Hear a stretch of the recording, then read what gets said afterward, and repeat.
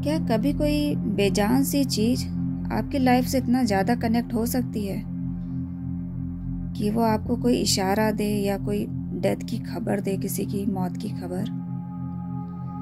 क्योंकि यहाँ जो मैं आज कहानी सुनाने जा रही हूँ ये एक घड़ी की है, एक पेंडुलम वॉल क्लॉक, जो एक बहुत ही रहस्यमय तरीके से एक दिन रुक गई थी और उसके रुकने के पीछे भी एक रीज़न था। हेलो, मेरा नाम आंचल है और आप हैं मेरे साथ मेरे YouTube channel real horror incident में। आज की कहानी दो फ्रेंड की है और ये दोनों ही इलाहाबाद की रहने वाली हैं। और कहानी जिन्होंने शेयर किया है उनका नाम तो संजू है, जो लखनऊ में ही रहते हैं। लेकिन जिसके बारे में इन्होंने कहानी सुनाई है ये दो लड़कियों की है। ये बहुत ही क्लोज फ्रेंड थी। इनका स्कूलिंग से कॉलेज सब एक साथ हुआ था और इलाहाबाद में रहती थी इससे मतलब ये है कि इनमें सब एक फ्रेंड नहीं है। और ये आपको आगे स्टोरी सुनेंगे तब पता चलेगा कौन फ्रेंड नहीं है। वैसे तो लोग ने अपनी आधी लाइफ एक साथ बिताई, जब तक कि कॉलेज और स्कूल ये सब टाइम था। लेकिन जब शादी का टाइम आया तो इन लोग की शादी बहुत ही अलग अलग शहरों में हुई, क्योंकि हमेशा तो लाइफ एक से नहीं हो सकती है ना। तो पल्लवी की भी यही हुआ कि उसकी शादी कलकत्ता में हुई थी और मेघा की हुई थी नोएडा साइड में। अब इन दोनों को लग रहा था कि हम दोनों को अब अलग होना है, अब बहुत कम मिलना होगा, क्योंकि शादी के बाद वो भी अलग अलग शहर में इतना जल्दी कोई मिलने नहीं आ पाता। ईयर 2017 में पल्लवी की शादी हुई थी। तब मेघा ने उससे पूछा कि तुम्हें गिफ्ट में क्या चाहिए। वैसे तो इन दोनों ने एक दूसरे को बहुत से गिफ्ट दिए थे शादी से पहले, स्कूल कॉलेज टाइम पर। अब जो गिफ्ट देना था वो मेघा चाह रही थी मैं कुछ अच्छा से गिफ्ट दूं इसे। तो उसने पल्लवी से पूछा, तो पल्लवी ने कहा ठीक है, तो मुझे कुछ ऐसा सामान देना जो मेरे रूम में ही रहे, मेरे सामने, और वो मुझे तुम्हारी याद दिलाए, क्योंकि मुझे पता है तुमसे मिलना बहुत कम हो पाएगा। फिर भी मैं कोशिश करूंगी, जब भी मौका मिलेगा मिलने आएंगे। खैर, मेघा ने उसके लिए गिफ्ट लिया पल्लवी के लिए, लेकिन क्या लिया ये पल्लवी को नहीं बताया। पल्लवी से कहा था कि तुम इसको घर जाकर ही ओपन करना।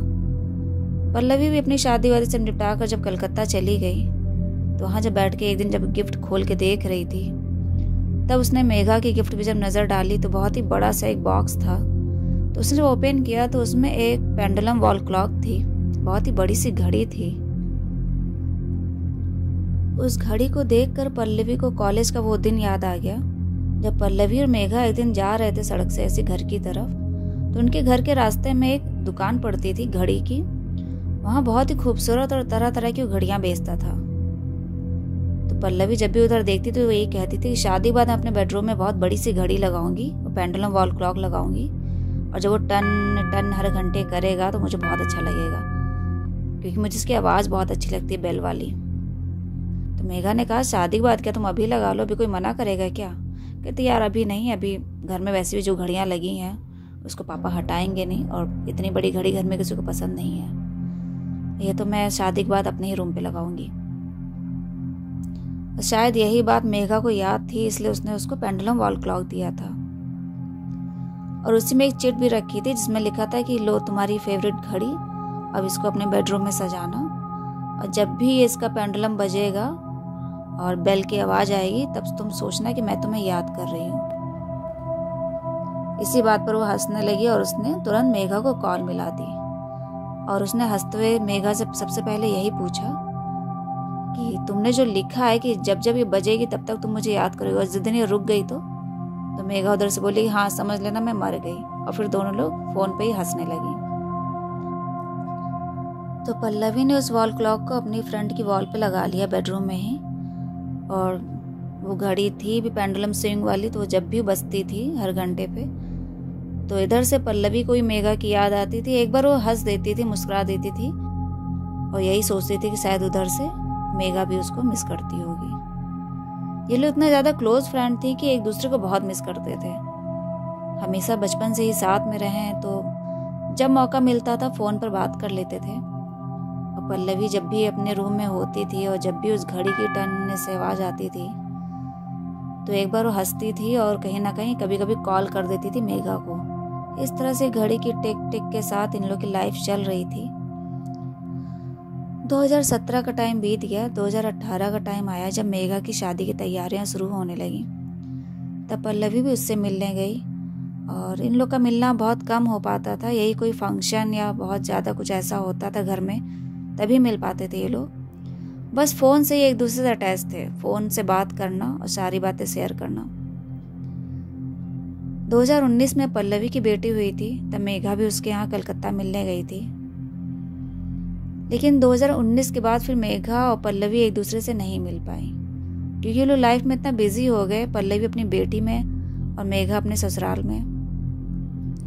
और 2020 का जब टाइम आया कोविड का, तो उसके बाद तो किसी का ही मिलना बंद हो गया, कोई भी नहीं मिल सकता था। आप लोकल में कहीं नहीं जा सकते थे, दूसरे शहर की तो बात ही अलग है। 2020 का भी टाइम इन लोग का डरते डरते यही घर ही में बीता। लेकिन जो 2021 का टाइम आया था कोविड का, वो बहुत ही बुरा दौर था।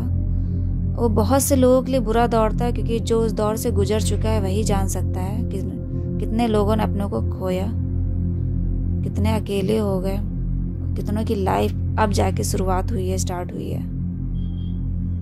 यही हाल 2021 में मेघा और पल्लवी के साथ भी था, क्योंकि दोनों की फैमिली बीमार थी, सभी को कोविड के सिम्टम थे।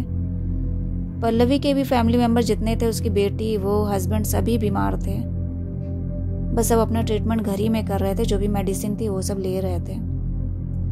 यही हाल मेघा के ही परिवार में था। उसकी फैमिली में भी जितने लोग थे, सभी को कोविड के सिम्टम थे और सभी अपना घर में मेडिसिन ले रहे थे। उसके मायके में कुल मिला के हर घर में कोविड के सिम्टम थे और सभी बीमार थे। ऐसा कोई भी नहीं रहा होगा 2021 में जिसको कोरोना नहीं हुआ हो। तो इन दोनों फ्रेंड का वही फ़ोन पे ही बात हो पाती थी। अब बात भी बहुत कम हो पाती थी, क्योंकि जब बीमार होता है इंसान खुद से ही परेशान होता है, तो इन लोग की बातें बहुत कम हो गई थी। लेकिन फिर भी पल्लवी मेघा ने एक दिन बात किया और यही हेल्थ प्रॉब्लम की सब बातें कर रहे थे। तो मेघा ने बोला था कि यार मुझे बहुत ज़्यादा दिक्कत हो रही, ब्रीदिंग में प्रॉब्लम हो रही है, अगर ऐसे ही रहा तो मुझे एडमिट होना पड़ेगा, क्योंकि सांस लेने में बहुत दिक्कत होती है। तो पल्लवी ने मेघा को समझाया कि अपना ध्यान रखो, और वही उन लोगों की थोड़ी देर बात हुई थी। उसके बाद 3-4 दिन तक पल्लवी मेघा की बात नहीं हुई थी। और इधर पल्लवी भी अपने रूम में बस उस घड़ी की जब भी टन से आवाज आती थी, बेल बजता था, तो उसको लगता था कि मेघा उसको याद करती होगी। वो भी बहुत मिस करती थी मेघा को। लेकिन 5-6 दिन के बाद एक दिन वो घड़ी अचानक से रुक गई। शाम का 7 बजे का टाइम था। पल्लवी की जब आंख खुली, बीमार थी तो वो भी सो गई थी, लेकिन जब आंख खुली तो 7 बजे वो घड़ी रुकी हुई थी। क्योंकि वैसे जब उसकी बेल बजती थी तो कहीं ना कहीं पल्लवी की आंख खुल जाती थी, लेकिन उस दिन वो बेल बजी ही नहीं। वो घड़ी बिल्कुल शांत रही और उसका जो पेंडुलम था वो हिला ही नहीं बिल्कुल। वो घड़ी 7 बजे की रुकी हुई थी। तो वो उठी, उसने घड़ी पे नजर डाली तो देखा 7 बजे घड़ी रुकी है, घड़ी की सुइयां आगे बढ़ ही नहीं रही थी। तो उसने अपने हस्बैंड से कहा था कि क्या ये घड़ी रुक गई है क्या? तो उनके हस्बैंड ने देखा कि हाँ, घड़ी रुक गई है। और 7 बजे की घड़ी रुकी हुई है, तब तक 8 बज चुके थे। तो पल्लवी ने ये कहा कि इसको उतार कर देखिए, इसमें रुक क्यों गई है। तो उनके हस्बैंड ने उतार के देखा, काफी कोशिश करी, लेकिन वो घड़ी चली नहीं। अब उसको कहीं ना कहीं से हल्का एक डर भी लग रहा था, क्योंकि उसकी फ्रेंड बीमार भी थी, वो भी बीमार थी। उसकी जब मेघा से बात हुई थी तो मेघा ने ये बोला था, यार मुझे दिक्कत बहुत ज़्यादा हो रही है, कहीं ऐसा ना हो मुझे एडमिट होना पड़े। तो उसने तुरंत अपने हस्बैंड से कहा कि मेघा को फ़ोन लगाइए, मैं उससे बात कर लूँ, और मन मेरा अजीब सा हो रहा है, अच्छा नहीं लग रहा। तो उनके हस्बैंड ने जब मेघा के फैमिली में कॉल किया तो पता चला कि मेघा एडमिट थी 2-3 दिन से, और आज 7 बजे ही उसकी डेथ हो गई है हॉस्पिटल में। उसको सांस लेने में इतनी ज़्यादा दिक्कत हो रही थी कि एडमिट तो थी, लेकिन वो बच नहीं पाई। ये खबर जब उसके हस्बैंड ने बताई क्या, स्पीकर पे ही फ़ोन था, तो पल्लवी ने भी सुना। उसकी आंख से उस टाइम बिल्कुल आंसू नहीं निकले, वो सिर्फ एकटक घड़ी को देख रही थी, क्योंकि वो घड़ी 7 बजे रुकी हुई थी, क्योंकि 7 बजे ही मेघा खत्म हो चुकी थी। और उसको तब उस दिन अपनी वो बात याद आई जब उसने हंसते हुए शादी के टाइम पे मेघा से कहा था कि अच्छा जिस दिन ये रुक गई तो मेघा ने उधर से कहा था समझ लेना मैं मर गई।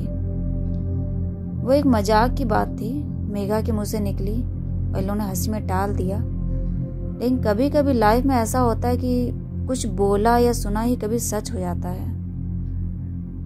यही पल्लवी के साथ हुआ था।